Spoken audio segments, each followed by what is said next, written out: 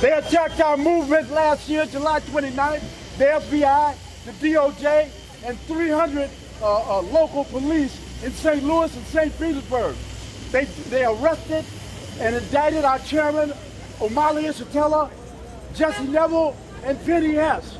If you are not talking about the center of attack on the African movement in the United States, then you're not talking about anything. You know, the center is the African People's Socialist Party. That's where African people are centered at. That's where our struggle is at. That's where the National Liberation Movement is at, and that's where African internationalism is about. So I want everybody here to start talking about the Uhuru movement and Chairman Omali Yeshitela and the attack on the African liberation movement, not only here, but all over the damn world. If you're not talking about that, you ain't talking about nothing. Too for coming out. And I really want to express my appreciation for having this conference on today to deal with the issue of black power. Because we think that that is the fundamental issue of these times that we live in. But in fact, it's been the fundamental issue for African people for a very long time now. First of all, what I would like to do is just briefly say some things about the African People's Socialist Party, which is the organization that I chair. We are a revolutionary organization. And by that, I want to say that we are convinced that this country, this system, do not have the ability to do justice by African people. That if we are to ever know justice, freedom, and democracy, we are going to have a revolution. It's that simple. And I know that that's a difficult issue for a lot of folk. And the fact that it is obviously a difficult issue for a lot of folk is reflected in the number of people who are in this room right now. But it is nevertheless the truth. And it's important to talk about that because we can continue to have discussions that make us feel good, but won't take us anywhere. We can continue to have discussions where people come before us and make rhymes like up with hope and down with dope, and perhaps we'll feel better, but they don't take us anyplace. And what we have to do is come up with some kind of analysis of the reality that we are confronted with as a people, and then be able to use that analysis to change our circumstances so that they are not the kind of circumstances we find ourselves confronted with today, but what we want for ourselves and for our children in the future. So we are a revolutionary organization.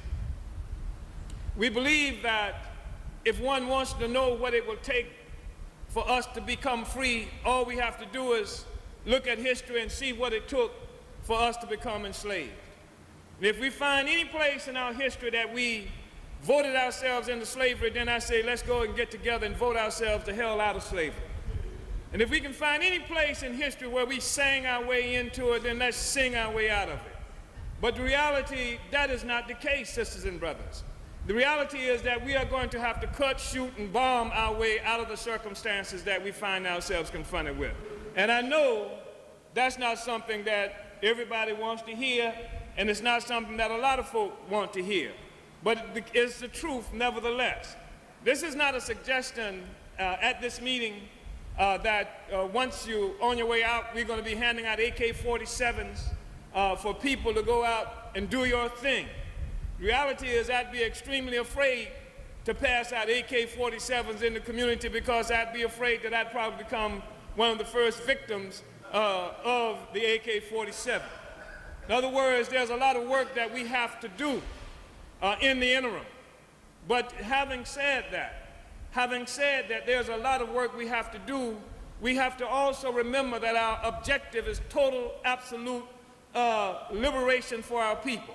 And you can't have it any other way. There's no way that you can talk about sharing the power over your lives with somebody else and then feeling like you got a right to complain about what somebody does to you.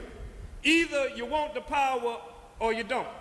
And some people are afraid of the power, and some people are not afraid of the power. In fact, actually understand and believe that we need the power, but just don't believe we're going to ever be able to get the power.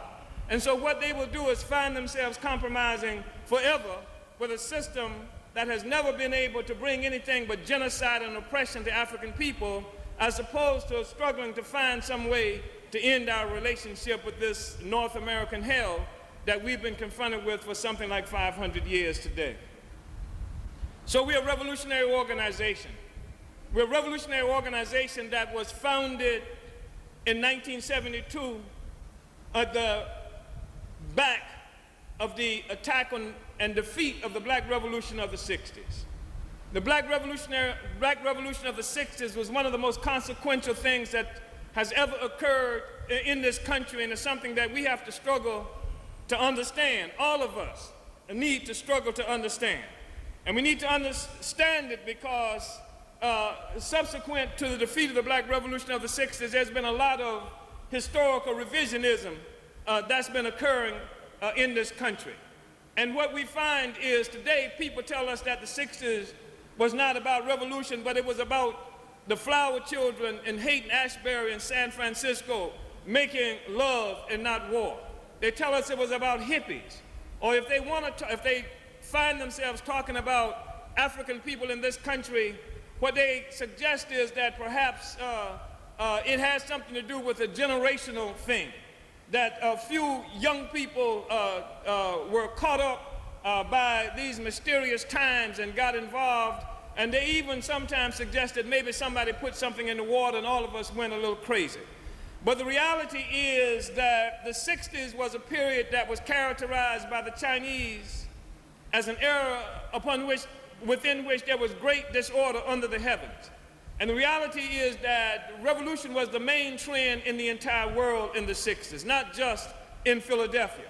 But everywhere in the world, oppressed people had risen up and were fighting for their freedom. And they were fighting all over Latin America. In fact, the 60s were opened with the great revolution in Cuba in 1959 that overthrew a U.S. puppet government under Batista, where the U.S. held Cuba as a whorehouse for white people and a gambling den for wealthy white people and gangsters and what have you. It was Cuba that opened up the 60s. It was, we saw the 60s see in places like Uruguay the rise of the Tupamaros who tried to make revolution there but were defeated. We saw in the 60s in Nicaragua, the FSLN, other revolutionary forces who rose up and initially were defeated. In China, the great cultural revolution opened up. In Africa, we saw revolutionary movements in places like Guinea-Bissau, Angola, Mozambique, South Africa, what have you, peoples around the world fighting to be free. And in this country, we saw revolutionary uprisings as well. And they manifested themselves sometimes in forms like the Black Panther Party and the Student Nonviolent Coordinating Committee and other revolutionary formations which existed throughout this country. We are a part of that era. And our organization was born at the time when the great revolution, Black Revolution of the 60s had been defeated. And that's an important era that I want to say something about. I want to say just a little bit more about the 60s because I think it's something that we need to sum up. Because most of us don't understand what the 60s were about. And even those of us who struggle for some kind of honest analysis or assessment of what that era was about, most of us don't understand what it's about. And I want to just say something about it because I think it has a lot to do with our situation today and how we understand the task before us right now. First of all, the 60s as a revolutionary period was given rise to by various changes in the structure of the world economy. And particularly what I'm talking about is as a consequence of the Second Imperialist War, which is too often referred to as World War II, and where people tell us that it was a war that was fought for democracy, but which in fact was an imperialist war where everybody engaged in the war was bandits. And in fact, everybody engaged in the war was involved in a process of trying to redivide the world. It was a war to redivide the world. It was a war where Germany, having felt as a consequence of the first imperialist war, which also was a war to redivide the world, having felt that it had lost most of its possessions, its colonial possessions, and even part of its territory through the Versailles Treaty, had struck out to dominate the world. And it was a war where England, which at that juncture was characterized as an empire upon which the sun never set, was defending its interests. And it was a war which, as a consequence, saw Europe, the economic infrastructure of Europe destroyed or nearly destroyed, and the same thing happening to Japan, and resulting in the United States leaving that war as the most powerful country in the world. That was the basis for the rise, the immediate rise of U.S. imperialism, devastation of Europe, and then of Japan. And what came as a consequence, because the war was not fought on U.S. territory, but was fought throughout Europe and was fought in Japan, we saw the world monetary system move from England, where it had been previously, to the United States. And we saw what had previously been colonies of Europe and Japan now becoming colonies or neo-colonies of the United States, where now the United States had penetrated most of the former colonies of France and England and Holland and the rest of them, whether that was in places like Nigeria or Cameroon or India, what have you. Now the United States was involved in contesting the power of European imperialists for control of the economy of most of the world. Same thing was happening in Asia. And so as a consequence of this imperialist shakeup, now the U.S. had a greater, and I want to just say one other thing about this, because we get fed a lot of fairy tales about the Second Imperialist War, and it's something that African people cannot tolerate. Because again, we get told that this war was something about democracy and fighting for democracy, but it was a war that occurred at a time where lynching was a national pastime in this country, lynching of African people. And it is a war that I want to say something, because today we hear people making statements like that the United States government currently is acting like Nazis or something to that extent. But the reality is that the Nazis had nothing on the U.S., and certainly it had nothing on forces like England. And what has happened as a consequence of the Second Imperialist War is we have come to understand in the world that the worst crime in the world has been committed against white people by other white people. And that is the murder of the Jews that happened in Europe, in particular in Germany, has been characterized as the worst atrocity in human history. In fact, it was so serious that up until the Second Imperialist War, the 1940s, there was no such term as genocide. The term of genocide was something that was created to define what Hitler had done to the Jews. That's an extraordinary thing, given the history of the rise of imperialism in the world, the history of the rise of capitalism in the world, that saw Leopold from Belgium killed from 10 to 20 million Africans in the Congo alone. Given the fact that when Columbus came, when he first landed in Haiti, there were 8 million Indians there. 4 years later, there were only 3 million Indians left. Given the fact that when white people first came to the Americas, there were more Indians in the Americas than there were white people in Europe. There were an estimated 100 million Indians in the Americas and only an estimated 70 million white people in Europe. But by the 1880s, that population of indigenous people had been reduced by 98%. But even with all of that reality, we have this thing that there was no such word as genocide until white people killed white people as they did in Germany and the rest of Europe. And so here we have this thing that they said this war was fought for democracy, to deal with the Nazis who were killing Jews. And of course, Hitler has become the greatest criminal in all human history. But if the truth would be told, what they would have to say is that Churchill made Hitler look like a Boy Scout, because Churchill and the British bragged about the fact that they constituted an empire upon which the sun never set, which meant that from their perspective, they were bragging about the fact that they had more slaves than anybody on the planet Earth.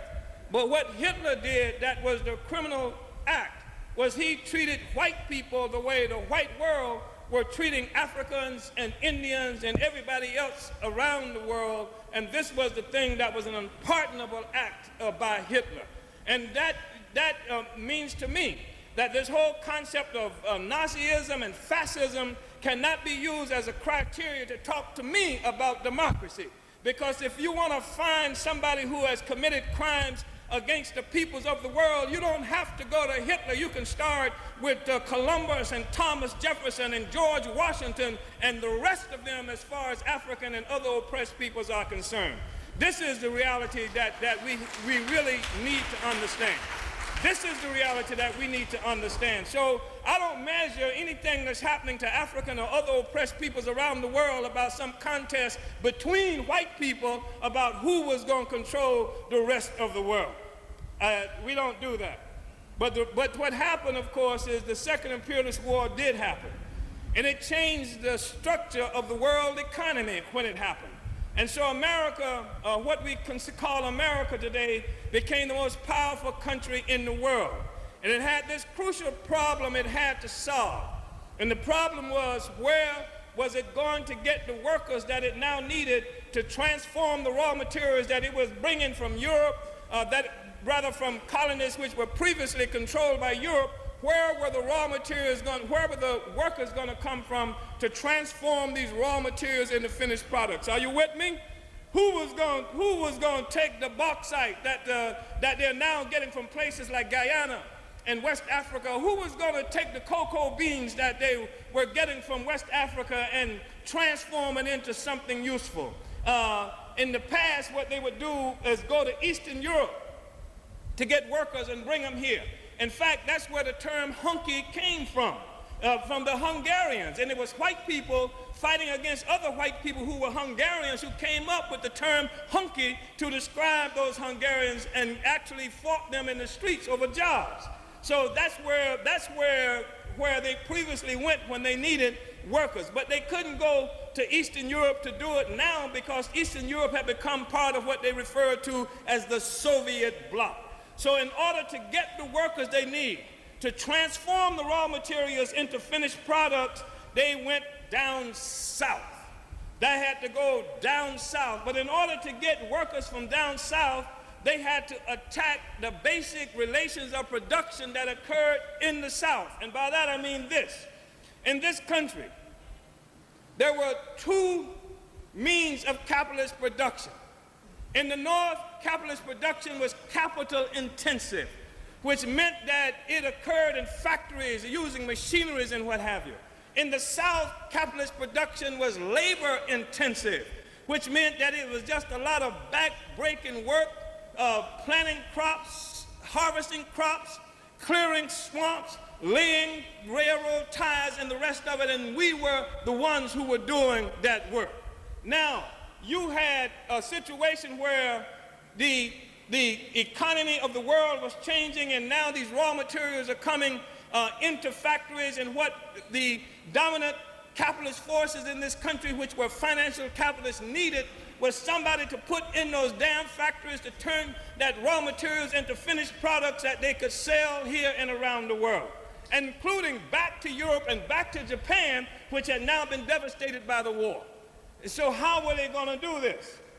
If they couldn't simply do it because the southern white capitalists were not going to willingly allow African people to leave. In fact, it was during a time where most of our parents and grandparents were sharecroppers in the South. You couldn't leave if you wanted to leave.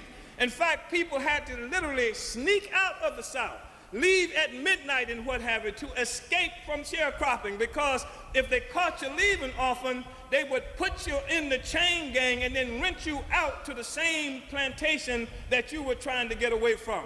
That was the kind of democracy that African people were experiencing in this country at that time.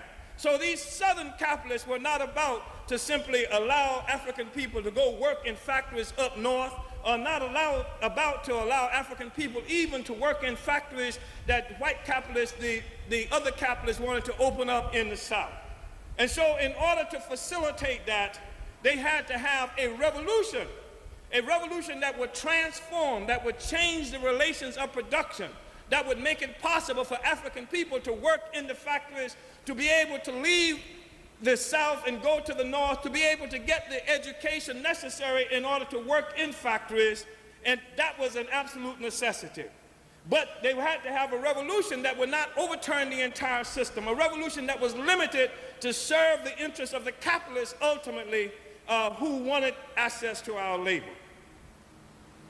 And so it was based on this that we saw the rise of the civil rights movement in this country. And the civil rights movement represented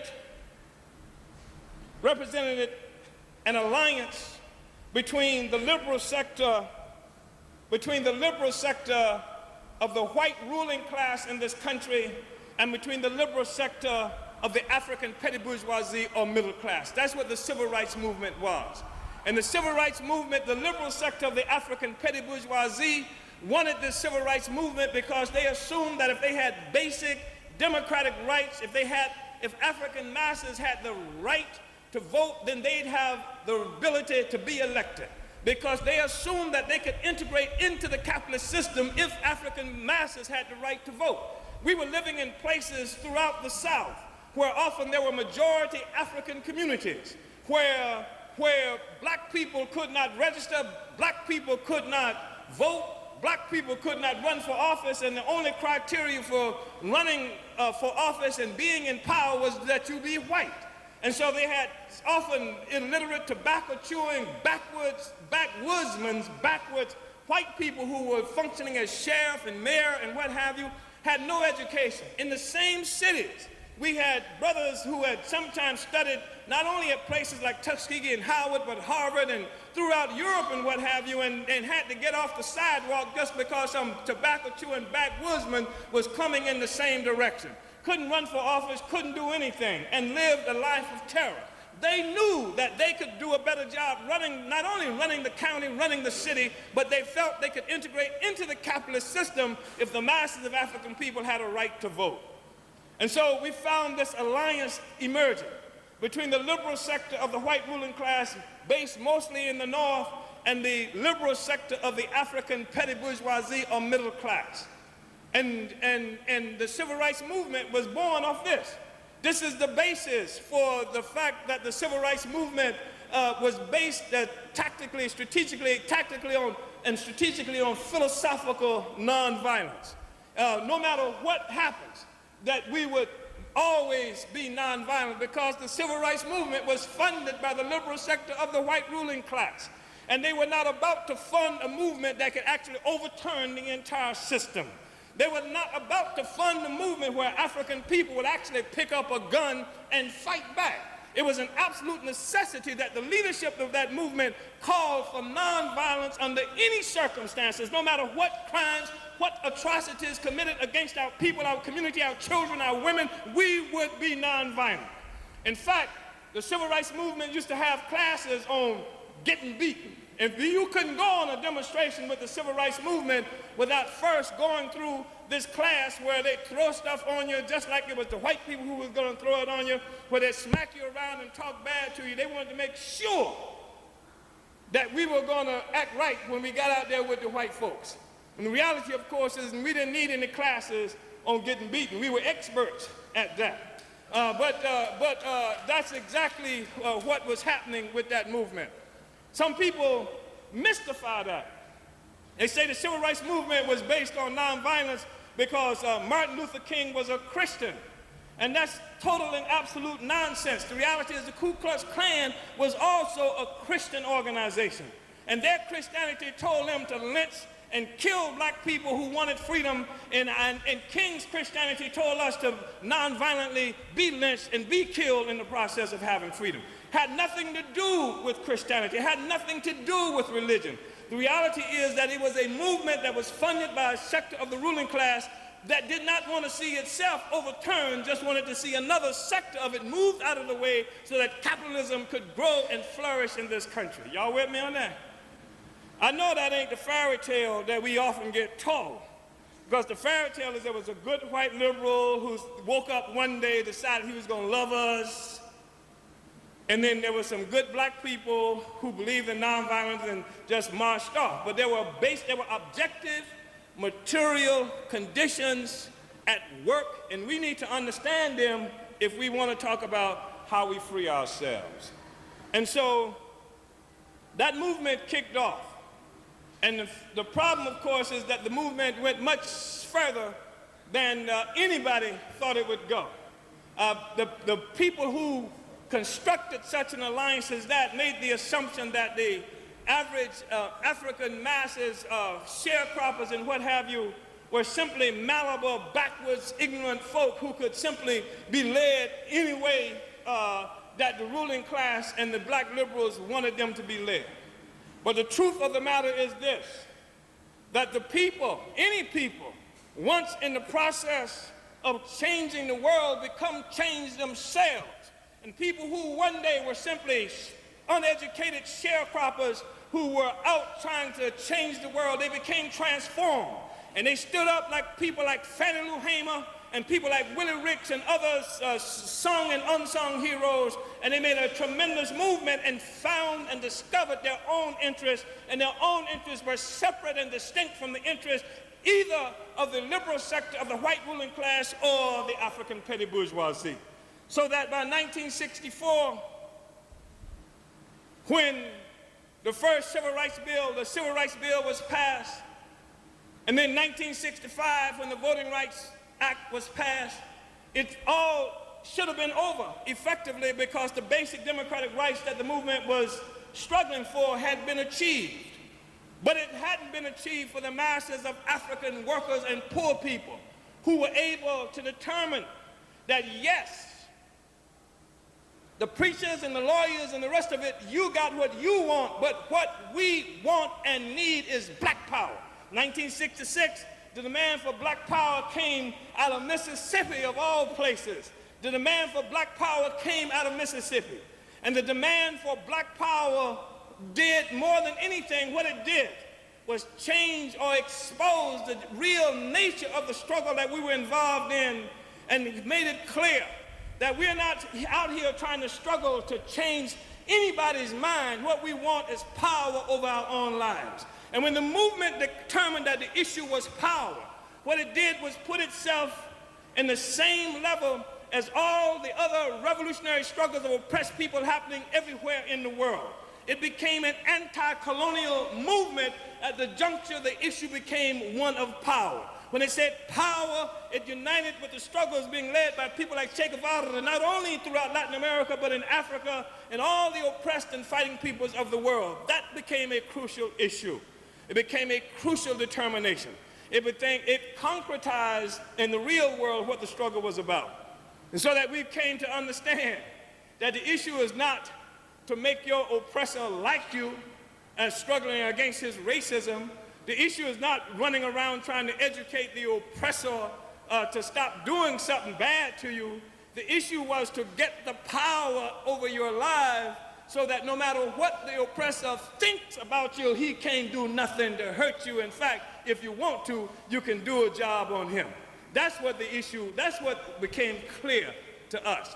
And so the movement achieved that amount of clarity. And of course, the fundamental thing was that it was a movement that took its ideological leadership from Malcolm X. And I mean explicitly Malcolm X. I want to be clear about that. I'm not talking about any other connection that Malcolm might have had any other time. I'm talking about Malcolm X was the ideological leader of this movement. And to further the point that I want to make, because some people like to attribute Malcolm X and what he said to Elijah Muhammad. I do not. And I do not do that because Elijah didn't do that. In fact, Elijah kicked Malcolm out of the organization precisely because he did not represent what Elijah did. And there was a tremendous split in the movement at that time with folk who believed in revolution. Because you ain't never heard nobody from the Nation of Islam before or since Malcolm X talk about the revolution. The revolution. And that was the thing that distinguished, that was the thing that drew the line in the organization. Somebody was talking about revolution, and Malcolm was that person, and he became the ideological father, if you will, of this movement that we are dealing with even today.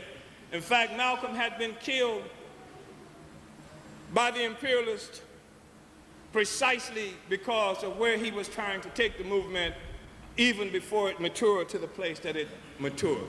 Malcolm was assassinated, but it was too late. And so by 1966, the movement was talking about power, black power over our own lives. By 1967, we saw the rise of the Black Panther Party, which took the struggle even further, and recognizing that, and which was an organization immediately and explicitly informed by Malcolm X, influenced by Malcolm X, who told us, Malcolm, who told us that every African, since it's legal to have a shotgun, every African should have a shotgun in his house. And he's also said that we should form rifle clubs. Didn't he say this?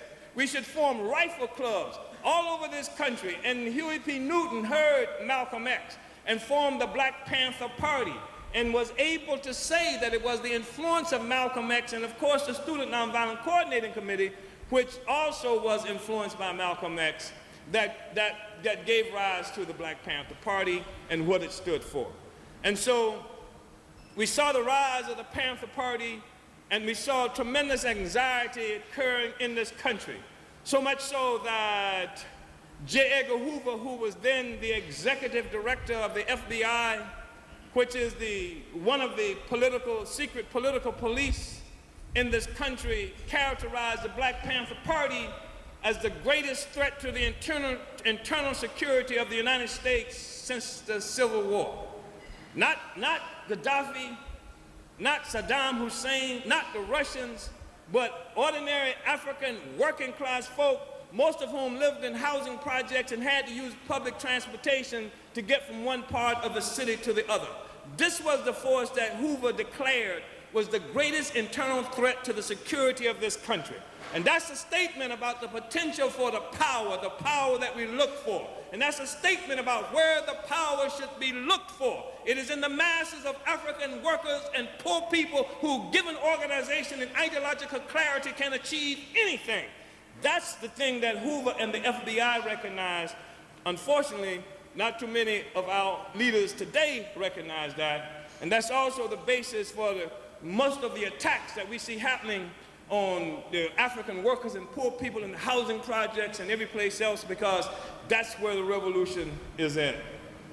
So the FBI, we know that various military intelligence organizations were involved in the struggle to crush our revolutionary movement. We know that revolution became the main trend in this country, that it was the Black Revolution once unleashed, which gave rise to virtually every other progressive entity that occurred. It was the Black Revolution even that took the white woman out the kitchen and white homosexuals out the closet. It was the Black Revolution that energized the movements of other oppressed peoples, the indigenous peoples in this country. It was a powerful and profound revolutionary movement that shook this country to its very foundation, that shook the system to its very foundation. I shall never forget the sight after they had assassinated Martin Luther King, and I'm talking about the federal government, after they assassinated Martin Luther King, and the rebellions which emerged throughout this country by African people. I shall never forget the sight of them circling the White House with tanks with the assumption that the Africans had achieved enough organization that we might actually be able to seize the White House.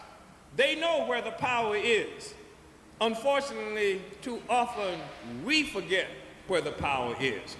And what we saw was a movement to cut and undermine the revolution, a movement that created assassinations, created what we refer to as a counterinsurgency. And a counterinsurgency is a military term, and it's a military term of warfare that uses every form. It uses psychological warfare, it uses actual armed struggle, it uses economic warfare, and the primary strategic aims of counterinsurgency is resource and population control. To control the resources, to control the population that they are dealing with. And we saw immediately after the defeat of the Black Revolution of the 60s, we saw Richard Milhouse Nixon reward the man who was the architect of the FBI's counterintelligence program, COINTELPRO, whose name was William Sullivan. Nixon rewarded Sullivan by sending him to a post in Southeast Asia where he was supposed to make a war against drugs. Southeast Asia was an area that was called the Golden Triangle. It was called that because most of the world's heroin was coming from that area. So here the man who killed Fred Hampton, the man who was responsible for Rizzo attacking the Panther Party here in New York and stripping them naked before the press so that you would be demoralized and feel like there was no win.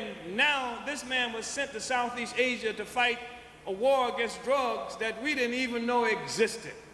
And shortly after Sullivan got to Southeast Asia, he recruited people like G. Gordon Liddy, you ever heard of him? E. Howard Hunt, Richard Secord, who was recently involved in the drug scandal with Oliver North. They became a part of an organization that he created, the acronym for which is ODALE, that became the Drug Enforcement Administration. This was the birth of the Drug Enforcement Administration. This was also the origin of the heroin epidemic that hit our communities as soon as the Panthers and other revolutionary organizations were taken off the street. This was the source of the heroin epidemic. This was the time when the United States government was involved in a counterinsurgency war against the heroic and courageous people of Vietnam. And so on the one hand, they were making war against the people of Vietnam, and they were making war against the African people here with another counterinsurgency in the form of heroin. And the heroin was everywhere. There was not a city that was too small or too rural if African people were there for heroin not to be there. And so that's what we saw emerge, and this was around 71, 72, the year of the founding of the African People's Socialist Party, when as far as they were concerned, it was supposed to all be over. Then what we saw was in 1979, of course, the Sandinistas, the FSLN, rode into Managua and rode into power in Managua, overthrowing Somoza, the Somoza regime that had been put in place by the U.S. government. And when the Sandinistas rode into Managua, then the strategic counterinsurgent efforts of the United States government shifted from Southeast Asia into Latin America. And guess what? Just so happens in Latin America, most of the world's cocaine is grown and harvested. And guess what? All of a sudden, African people lost our taste for heroin, and suddenly we got involved in cocaine. But it wasn't just cocaine. It wasn't cocaine. It was a derivative of cocaine. It was something that somebody went into a laboratory and created so that it would be cheap enough for massive distribution throughout the African community. So now there's a counterinsurgency war that's being initiated against the Nicaraguan people and the Nicaraguan revolution, and another war that's being initiated against the African people here in the form of crack cocaine chemical warfare. This is what we are talking about. The United States government did it recently in August 20 of 1996. A white guy out of San Jose, working for the San Jose Mercury News, kicked off a series of newspaper articles revealing the FBI involvement in creating crack cocaine epidemic in our country, in our communities rather. And this was something that came out of San Jose. Just so happened, you know, San Jose is about 45 minutes away from Oakland, where we waged struggles from 1980 something up until now, exposing the fact that it's the United States government that is the pusher in our communities. In fact, we raised the slogan after they assassinated Huey P. Newton, "Who killed Huey? Don't tell no lie. It's the government, the FBI." And then the other slogan, because they wanted to tie Huey to the drug question, was that what we understood was that the White House is the crack house and Uncle Sam is the pusher man. And so, but I want you to understand this, that Gary Webb, the white guy who wrote this series of articles, he got fired from his job for that and came under serious attack from various other sources. He didn't just write some articles that appeared in the San Jose Mercury News. The reality is that along with that, especially on the internet, there was 160 pages of actual documentation. And this documentation was from court records, from interviews with people who were involved in putting the drugs in our community, from young Ricky Ross, who a 19-year-old high school dropout that the CIA agent found in Los Angeles, California, a high school dropout who couldn't read. In fact, he was a tennis star in high school but had to quit, couldn't play tennis because he couldn't read. And the FBI agent found Ricky. He had never seen cocaine in his life. You understand? And a CIA agent, rather, found him and then made him into the cocaine dealer that participated in distributing crack cocaine throughout this country. But when you talk about the CIA, you know, what has to be understood is you're talking about the American government. That's the American government that did it. It's the American government that put crack cocaine in our communities. That's resulted in, we don't know how many people locked up, how many people dead as a consequence. That is the American government. The CIA is the American government. The FBI was not just J. Edgar Hoover. That was the American government that was attacking us. And in this instance, it was the American government that used CIA to crush our movement, to destroy the morale of our community so that revolution would never rear its head in this country again. That was their intention. That was what it was about. And so a movement was crushed down. We had a situation where the whole community, for years, the African community, we lived in an era that we characterized one of demoralization and defeat, where you couldn't even talk to the masses about revolution, where the people, the last memory that people had of revolution were tanks in the streets, militants being assassinated, and they would kill people in very exemplary ways. The way they killed King, shot him in the mouth, the way they assassinated Malcolm, the way they killed Fred Hampton. They didn't have to kill any of those folk in that way. They could have fixed it so that it looked like they had a heart attack. They could have fixed it so it looked like they slipped in the bathtub and cracked their skull. They could have fixed it, make it look like a car accident. But they didn't do that because J. Edgar Hoover had made the statement that what he wanted to be very clear was that to young Africans, that if you become a revolutionary, you'll be a dead revolutionary. And so it was designed to demoralize the community and create this sense of invincibility and white power that you can't fight them without dying. And we run into African people all the time. We talking about, let's get organized, let's do something. They say, well, it don't make no sense in getting organized because every time we get a leader, they kill it. That was the sentiment in our community. And people were, in many instances, terrified to sit up in a meeting like this with children and what have you, and have the door kicked in and FBI and agents and other cops running in with their guns drawn. This was common stuff. where the FBI would attack a building and would destroy the materials, where they take your newspapers and set them in the middle of the room and set them on fire, or piss on them, or do some other kinds of things that make them, this was the terror that existed inside this country. And so this was what we've had to overcome. And now they put the crack cocaine in our community, and it demoralized the African workers and poor people who are the heartbeat of the revolution. Let me tell you that. That's where the revolution is. And when they did this to the young African workers and poor people, then we saw all these other so-called Negro leaders who would come up attacking the community. The problem was the community. We need to atone. We need this and that. It wasn't that the government was the problem. It was the people who were the problem. And so we had to struggle against this concept that was out there, even among the African working class itself. Because what we found is that the people who were out pushing crack cocaine often thought it was their idea that they were doing it. They thought, I'm out here doing this because this is my idea, but it wasn't their idea. What the imperialists, the capitalists, what white power had done was take away all the other options and say, if you want to live, this is what you can do to live on, and put crack cocaine there. I'm not a hunter, but I'm told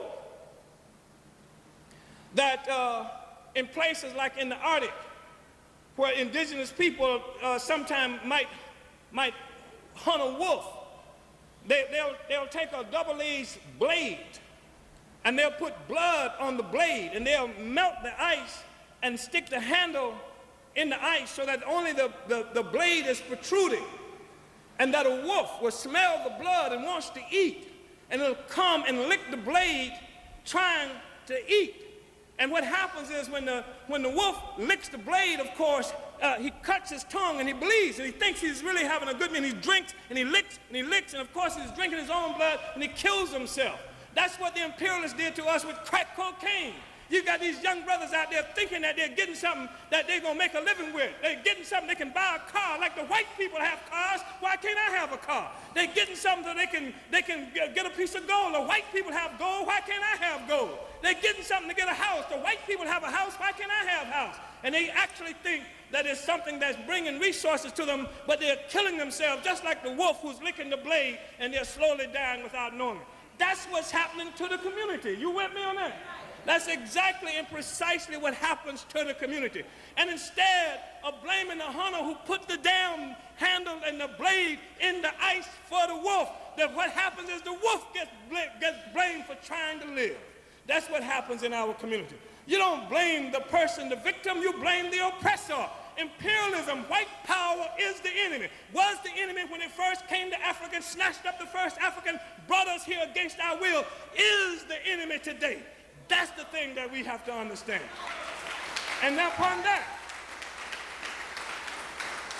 and there can't be any compromise on that. No compromise on it. I know your television got stolen, mine too. But we can't limit the discussion and the issue and the understanding to some immediate personal contradiction that we have with somebody who's victimized by imperialism. I know you got a sister or an aunt or a cousin or somebody who ripped you off because they own that stuff, but we can't limit our understanding based on our own personal relationship to it, because imperialism is making war against all of us. He got hooked first, and he becomes an instrument of imperialism when he does what he does to us in our community. So the community is demoralized. And this is one of the most effective counterinsurgency tools that you can have, where the victim actually believes that he is responsible for what's going on. Where the victim, and then the victims become increasingly demoralized by his behavior because he knows something's wrong with what he's doing. Of course,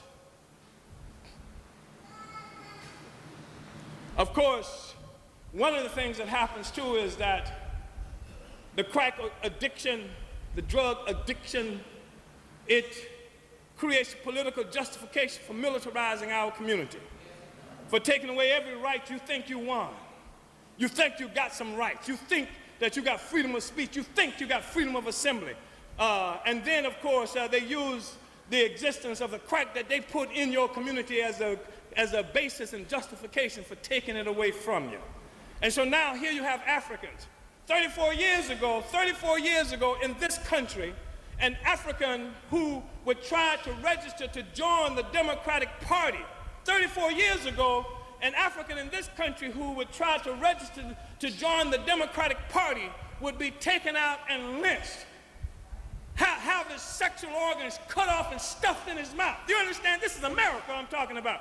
34 years ago, that was the case. 33 years ago in this country, an African couldn't drive from one part of the country to the other and stop on the highway to use a service station to pee without facing death. 33 years ago in this country. And today, they want to convince you and I that it's the African population, that's the criminal population, all of a sudden, and that white power has to be terrified of us. This is the circumstances that we're living with today. This is the consequence of the success of counterinsurgency. Destroy our leaders, destroy our organization, disperse the members of the organization, and then turn reality upside down. This becomes a part of the counterinsurgency, where now through the media and various other forms, they redefine the relationship, the historical relationship that we've always had. And many of our own folk, as I said before, in particular the black leaders, unite with the definition that they create for us. So this is the struggle. And so for the totality of our existence, we've been trying to deal with the counterinsurgency. The counterinsurgency, it was not just drugs. The counterinsurgency also involved what we refer to as neo-colonialism. Some people refer to it as Negro colonialism. And neo-colonialism is white power in a black face. And it's used everywhere in the world. There's a man named Kwame Nkrumah who came up with the concept of neo-colonialism. Under old colonialism, it was real clear who was running stuff, because the white man stood on top of everything, controlled every aspect of our lives. Neo, which means new. Neo-colonialism comes about only when the masses become so politically astute that they will not accept domination by foreigners anymore. You with me on that? Just ain't gonna do it. Say, kill the white man, kill the white eyes, fuck up whitey. You understand? Neo-colonialism comes about when the masses become too astute and to accept obvious foreign domination. Then it becomes necessary for them to use what they call indirect rule, neo-colonialism. Neo-colonialism is white power in a black face, white power in a brown face, white power in a yellow face. Neo-colonialism is white power in disguise, white power masquerading as something else, white power trying to look like you, white power that know how to do the walk, white power in a dashiki. And so the most significant way they utilize neo-colonialism, put it in place in this country, is through the electoral process. Look at, and some of the places where they've done it, circumstances they've done it in, helps to clarify exactly what I'm talking about. Look at Philadelphia as an example. Under the boot of this terrorist thug Rizzo, who left the planet Earth before we got organized well enough and became clear enough to help his exit. Here, a thug who I'm told that even among the pigs, that I'm told that he used a blackjack and hit a Negro pig's wife in the mouth at a party. You understand?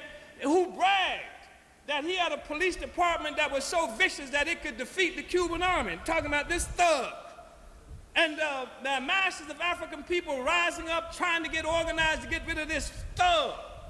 This was the basis of a huge movement that existed in Philadelphia. Big old so-called Black United Front got created in Philadelphia around that. And who becomes the spokesperson, the helmsman for this movement? A Democratic Party hack who's never made a single move to help African people, who all the years she's been in the Democratic Party never stood up for African people, never stood up to Rizzo, never said feed, clothe, and house my people. All these African people got behind Wilson Good. and elected him as the mayor, didn't they? I mean, people worked like hell to elect and did some fierce political work in this city. And in this city, they had a holdover, a remnant of the movement that didn't get quite wiped out, at least visibly, in dreadlocks and what have you, and everybody calling themselves Africa. And it was a real problem for the city of Philadelphia. And so when it became time to get rid of them permanently, it wasn't Rizzo. Rizzo tried it and the people pushed him back. It was Wilson Good who gave the order and bragged about it. Yes, I did it. Yes, I did, he said. I know he wrote some nonsense later after he found out him and his ugly wife couldn't walk the streets without meeting the terrible opposition of black folks. He's trying to talk his way out of it. But I saw him on television and said, yes, I gave the order and I'd do it again. And he had a bomb drop on them African people. Why didn't he drop a bomb on Rizzo?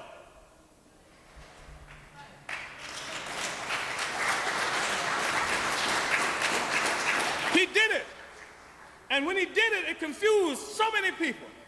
And people were in a state of denial because they went out and worked for this guy. They worked. They couldn't believe it. And they made up excuses for him. You heard them say it. He didn't do it. He didn't. I'm looking at just like the Rodney King situation. He didn't do it. They didn't do it. No, don't tell me. He admitted to doing it. He bragged about it. And not only him, but a whole cabal of Negroes in that administration with him participated in it. And it confused all these massive. What would have happened if Rizzo would have dropped that bomb? Not only would Philadelphia have been on fire, but there wouldn't have been a city in this country with black people that wouldn't have been burning. But they could do it because of Wilson Good. That's neo-colonialism. Confuse the masses of the people. So we live at a time today where there's an estimated 10,000 black elected officials in this country today, and 4 times as many Negroes who have been appointed to some kinds of administrative capacity in government.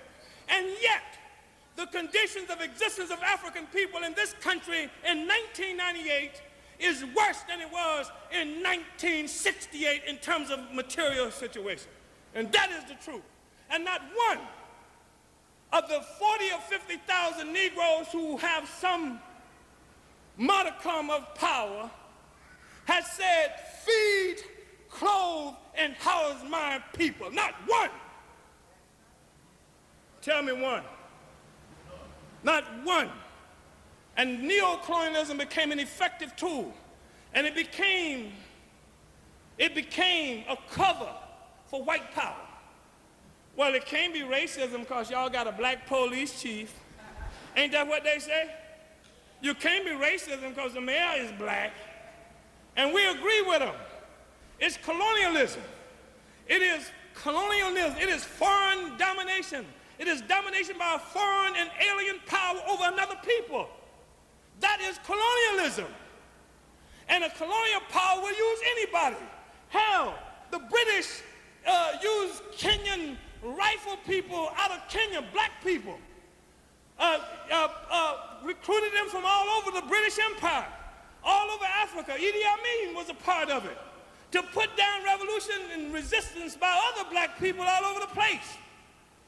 But everybody was clear that it was colonialism they were fighting against, and that's a key thing for us to understand. Because you get in this racism question, you can't even explain why the hell Good dropped the bomb. You can't explain why black people have been in white people's armies to kill other black people. But it's colonialism. It is the political power that we have to fight for. We have to have the power. And damn it, let me tell you something. The issue is not whether white power, white people like you. The issue is whether you have the power so that whether they like you or not, they can't do nothing to hurt you. And guess what? When you got power, you find out a lot of people would like you who didn't like you before. If you really want somebody to like your ass, get your ass some power. Get some power and see how many friends you have overnight. I'm telling you. And that's what the struggle is about. It's about power. And so this became an important aspect of the counterinsurgency. It was drugs. And then it became this neo-colonialism, this white power in blackface that dominates our community everywhere. And so since the 1960s, since our founding in 1972, the task of our movement, our party, has been to try and rebuild the revolution, to bring the masses of African people back into political life. Do you understand? Because that is the essential character of a revolutionary period. You know you got a revolutionary period when the masses have been swept up into political life. And when I say political life, I'm not talking about chanting, "Run, Jesse, run," every 4 years. I'm talking about the political life that we saw during the era of the Black Panther Party, where young African men and women had taken over our community, had set up free breakfast for school children programs, had established free sickle cell anemia testing programs, had established security teams would monitor the pigs in our community, had built revolutionary consciousness among the masses of the people, had brought to them an understanding, as Huey P. Newton said, that real political power comes from the barrel of the gun. When you have a mass of people who thrown into political action, seeking to determine our own future, determine that nobody shall decide what power and freedom is for us but us, saying that the power I want is a black power, it's a nappy-headed power, it's a thick-nosed power, it's a big-lip power, it's a boombox on my shoulder power. I set the terms for what I'm talking about, not the oppressor. You know what I'm saying? That's the struggle. That's the struggle. Power is the thing that we have to have and we'll be fighting for. And we've been doing this for several years. And there have been several recently good signs that help us to say that we have changed, we have moved into a new era. That we can't characterize this era that we live in today as one is defeating demoralization, because clearly what is happening is we have entered into an era of resistance and crisis. Crisis for the system and resistance among more and more oppressed peoples around the world. Of course, this crisis can be seen in a number of ways. And just, briefly, Oklahoma City was crisis of the system itself.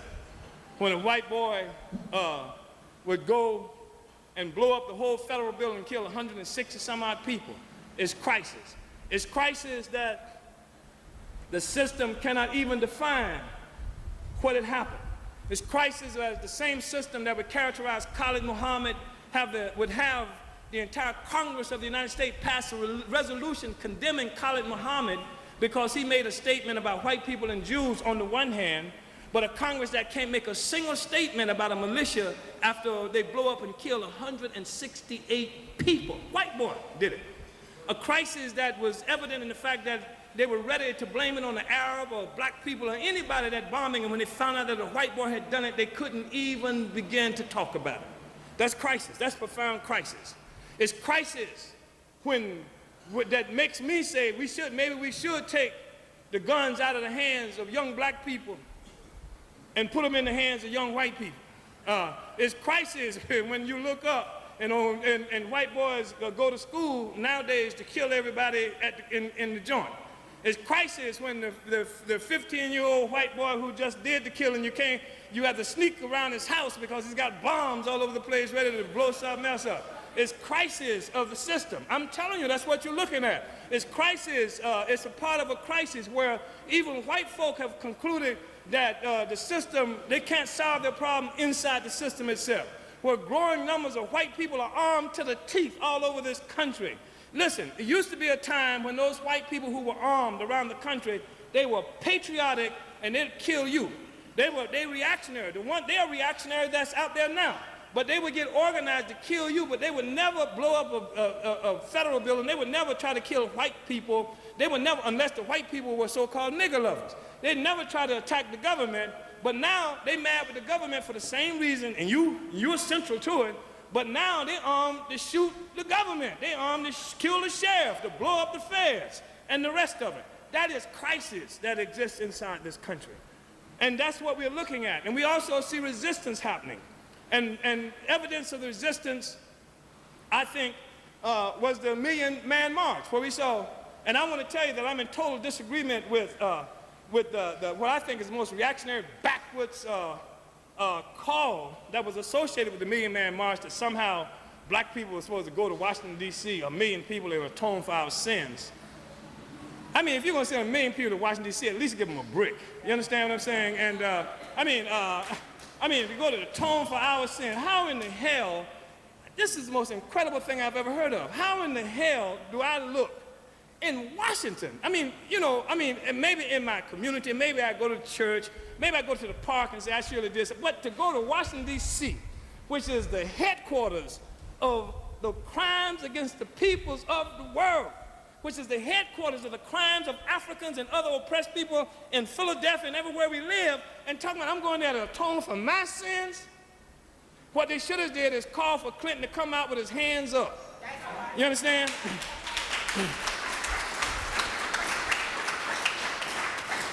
But when you saw 2 million people show up there, it was clearly an indication that the people wanted to resist. When you saw the thousands of people come out to the Million Women's March, it was clearly a sign that people are looking for a way to resist. Although they ain't found it yet in those instances, but they're looking for resistance. And I want to tell you just briefly another thing that I think is bringing us even clearer, because this is what we're looking for, how to give some kind of leadership to the intent, to the will, to the interest of the people in resistance. In October 24th of 1996 in St. Petersburg, Florida, I heard a radio station, WHAT here, had some bad things to say about us in relationship to that. But an 18-year-old African was shot down by the police in St. Petersburg, Florida. And immediately after he was shot down, because it was 3 blocks away from our headquarters, there were members of our movement which were in the streets. And because we were in the streets, we helped the people to understand the nature of the police in our community and what that was about. And as a consequence of all of that, when all the cops were out there, what developed was immediately hand-to-hand combat with the police, between the police and the people. And then what it developed on beyond that was 2 police precincts in the community got burned to the ground, a police car got burned up, some media vehicles got burned up, and some usury exploitive white merchants got burned out of the community. And the government right away said that the reason it happened was because of the Uhuru movement, that we incited the rebellion. And because they said we incited the rebellion, they targeted the Uhuru movement that with the clear intentions to criminalize us before public opinion and then to put us in jail.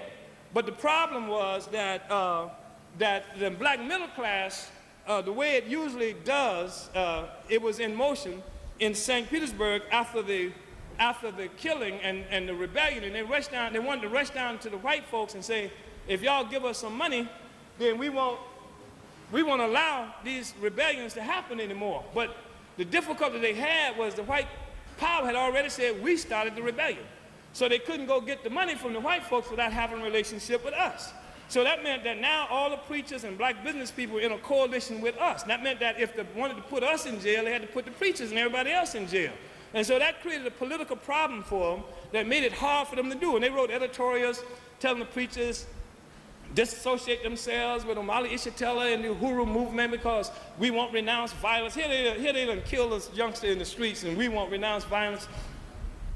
And so they needed to find a way to get rid of us because we were having demonstrations. We wouldn't let them sweep it under the rug. It was a rebellion that had consciousness. It wasn't like LA, and it wasn't like the rebellions that had happened in Miami previously. It was clear. It was a conscious rebellion. It had revolutionary consciousness. And they wanted to get rid of the origin of that consciousness. And so on November 13th, some 3 weeks after they killed Teron Lewis and the thing's still going on, what they did was they sent some 30 members of a special weapons team in camouflaged outfits and carrying automatic weapons to arrest a member of our movement outside of the building for having an expired license plate. And it drew the attention of hundreds of people in the community. And so there were hundreds of Africans who were standing around watching the police. They pepper sprayed me in the face. They pepper sprayed a young woman leader of our movement in the face. And they were clearly, what they were trying to do was start a confrontation that would justify them wiping us out and getting rid of their problem once and for all. And so they just rode up and down the streets for hours with 4 and 5 in a car with a gun sticking out of the car doors and what have you. And then at about 6 o'clock, they blocked off the streets and told people that if they came to our scheduled meeting that they put them in jail. About 6:30, they told those of us who were in the meeting hall, and there were about 100 of us, including babies and other children and women and men, they gave us 5 minutes to get out of the building. They were going to shoot tear gas in the building. By now, there are 300 cops outside our place. You understand? There's the St. Petersburg Police Department, Pinellas County Sheriff Department, the Florida Highway Patrol, there's Largo Police Department, Clearwater Police Department, and there were 300 cops outside in front of the place. And they said, we declared this an illegal and unlawful assembly. And then they started shooting tear gas into our building. They used all the tear gas they had in the city of St. Petersburg in that building. They had a helicopter, they had a light airplane. It looked just like MOVE all over again. And people, that's what people on the outside saying. And they're just shooting tear gas. They used the tear gas canisters that set the tree on fire behind the building. They were shooting the canisters, trying to set the roof on fire by shooting the tear gas canisters up on the roof. And what happened was that the brothers and sisters in the community got their T-shirts and tied them around their faces, and they picked up bricks, bottles, and automatic weapons, and they confronted the cops. They shot down a helicopter, wounded 2 cops, and chased 300 cops out of the community, and that's why I'm able to be having this discussion with you here on today.